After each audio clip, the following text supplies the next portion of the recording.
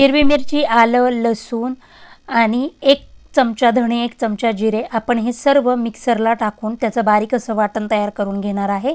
इथे 1 जुडी मी पालक घेतलेली आहे, त्याच्यामध्ये 1 वाटी ज्वारीचं पीठ, 1 वाटी बाजरीचं पीठ, 3 चमचे तांदळाचं पीठ टाकून आपण तयार केलेलं हिरव्या मिरचीचं वाटण, 1 छोटा चमचा गरम मसाला, पाव चमचा हळद, चवीनुसार मीठ टाकून आपण हे एकजीव करून घेणार आहोत। पालकाला पाणी सुटतो त्यामुळे थोडेच पाणी टाकून आपण हे पीठ मळणार आहोत।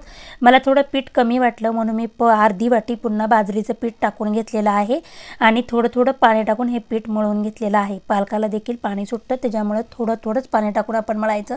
छान असं लंबगोलाकार आपण वड्या वळून घेणार आहोत आणि ह्या चाळणीत तेल लावून त्या चाळणीत ठेवून 20 मिनिटं मी त्याला स्टीम करून घेणार आहे।